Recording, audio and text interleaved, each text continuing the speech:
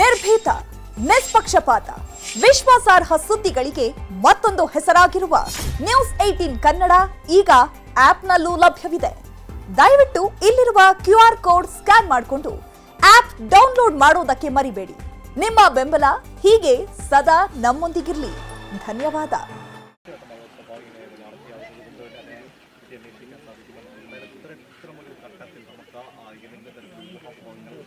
Police എത്തി തള്ളി നീക്കാൻ ശ്രമിക്കുന്നു.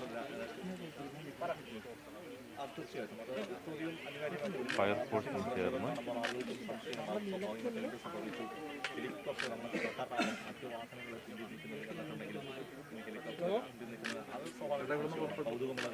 നിലയ്ക്കൽ ലാൻഡിംഗ് മാറ്റിയതോടെ രാവിലെയാണ് കോൺക്രീറ്റ് ഇട്ട് ഹെലിപ്പാഡ്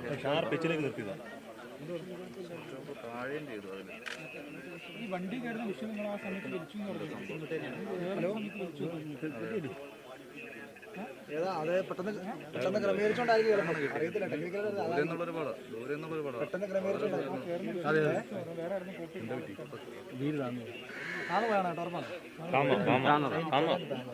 ചെറുതായിട്ട് താന്നു പോയി. പെട്ടെന്ന് ക്രമീകരിച്ചല്ലേ അതായിരിക്കും.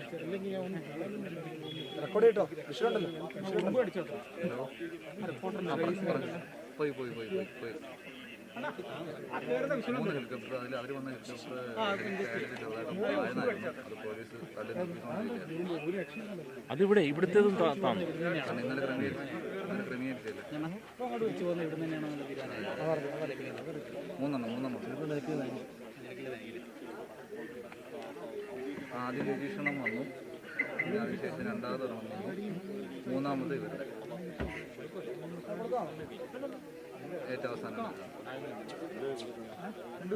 നിരീക്ഷണം വന്ന് ലാൻഡ് ചെയ്തതിനു ശേഷം രണ്ടെണ്ണം ഒരുമിച്ച് ഒന്ന് വന്നിട്ട് 2 സെക്കൻഡ് കഴിഞ്ഞ് അടുത്തത് വന്നു, രണ്ടാമത്തെ ഇറങ്ങി ലാൻഡ് ചെയ്തതിനു ശേഷം മൂന്നാമത്തെ ലാൻഡ്. തീർച്ചയായിട്ടും രാഷ്ട്രപതി ഹെലികോപ്റ്ററിൽ നിന്നും ഇറങ്ങുകയാണ്. അതിന് വേണ്ടിയിട്ടുള്ള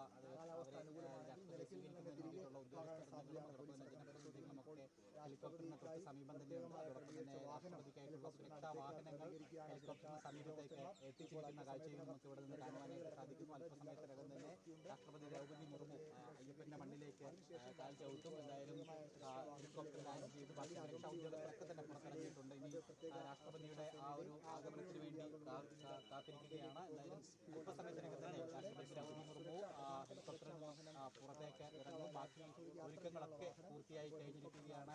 എന്തായാലും ഇറങ്ങിക്കഴിഞ്ഞാൽ ഉടൻ തന്നെ ഹെലികോപ്റ്ററിൽ നിന്ന് പുറത്തേക്ക് ഇറങ്ങിയാൽ ഉടൻ തന്നെ വാഹന വ്യൂഹത്തിൽ പമ്പയിലേക്കുള്ള യാത്ര തിരിക്കും. പത്തനംതിട്ടയിൽ നിന്നും പെരുന്നാട് വഴി ഇലവുങ്കൽ വഴി നിലയ്ക്കൽ വഴി പമ്പയിലെത്തി അവിടെ പമ്പയിൽ ബാക്കി ആചാരപരമായിട്ടുള്ള കെട്ടുനിറക്കൽ അടക്കമുള്ള ചടങ്ങുകളുണ്ട്. അത് പൂർത്തീകരിച്ചതിന് ശേഷം ആചാരപൂർവ്വം തന്നെയായിരിക്കും, വിശ്വാസപൂർവ്വം തന്നെയായിരിക്കും രാഷ്ട്രപതി ശബരീശ ദർശനത്തിനായിട്ട് സന്നിധാനത്തേക്ക് പോകുന്നുണ്ടാവുക.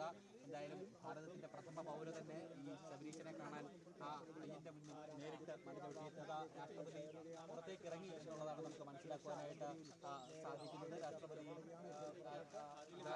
വാഹനത്തിലേക്ക് കടക്കുകയാണ്. എന്തായാലും എല്ലാവരും പ്രതീക്ഷയോടെ എല്ലാവരും കാത്തിരുന്ന പോലെ ശബരീശ ദർശനത്തിനായി ഒരുപാട് തവണ മാറ്റി നിർത്തിയിരുന്നതായിരുന്നു. ഒരുപാട് തവണ തടസ്സങ്ങൾ ഉണ്ടായിരുന്നു. പക്ഷേ ഇത്തവണ എല്ലാ ക്രമീകരണങ്ങളും പൂർത്തിയാക്കി ആ പ്രത്യേക വാഹന വ്യൂഹത്തിലേക്ക് രാഷ്ട്രപതി കയറിയിരിക്കുകയാണ്. അതിന്റെ തത്സമയ ദൃശ്യങ്ങളാണ് പത്തനംതിട്ടയിൽ നിന്നുള്ള തത്സമയ ദൃശ്യങ്ങളാണ് കണ്ടുകൊണ്ടിരിക്കുന്നത്. ഇനിയുള്ളത് ഏറ്റവും പുണ്യമായ അയ്യന്റെ പൂങ്കാവനത്തിലൂടെയുള്ള ഭക്തി നിർഭരമായുള്ള ഒരു യാത്രയാണ്. പമ്പയിലെത്തി ദേഹശുദ്ധി വരുത്തി അതിനുശേഷം പമ്പാ ഗണപതിയെ വണങ്ങിക്കൊണ്ട് പമ്പാ ഗണപതിയുടെ തിരുസന്നിധിയിൽ ഇരുമുടിക്കേറ്റ് നിറച്ചുകൊണ്ട് അയ്യന്റെ പൂങ്കാവനത്തിലൂടെ ശബരീശ സന്നിധിയിലേക്ക് എത്തുന്ന ഒരു സമയത്തേക്കാണ് ഇനി എല്ലാവരും കാത്തു നിൽക്കുന്നത്. ശബരീശന് മുന്നിൽ ഉച്ചപൂജ ദർശിച്ചതിന് ശേഷമായിരിക്കും തിരിച്ചുള്ള ഒരു മടക്കം ഭഗവാന്റെ തിരുസന്നിധിയിലേക്ക് ശരണം വിളിച്ചുകൊണ്ട് ആയിരങ്ങൾ എത്തുന്ന ആ ഒരു മണ്ണിലേക്ക് തന്നെ, പവിത്രമായ ഒരു മണ്ണിലേക്ക്, കലിയുഗ വരദന്റെ മണ്ണിലേക്ക്, കാനനവാസന്റെ മണ്ണിലേക്ക് ഇതാ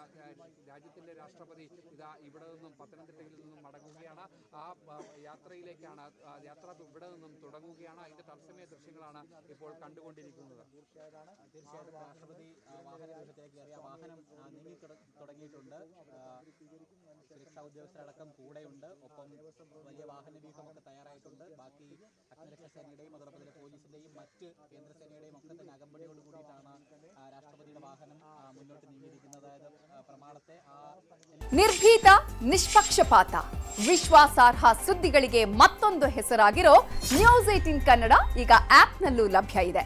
ದಯವಿಟ್ಟು ಇಲ್ಲಿರೋ QR ಕೋಡ್ ಅನ್ನ ಸ್ಕ್ಯಾನ್ ಮಾಡಿಕೊಂಡು ಆಪ್ ಡೌನ್ಲೋಡ್ ಮಾಡೋದಕ್ಕೆ ಮರಿಬೇಡಿ. ನಿಮ್ಮ ಬೆಂಬಲ ಹೀಗೆ ಸದಾ ನಮ್ಮೊಂದಿಗಿರಲಿ.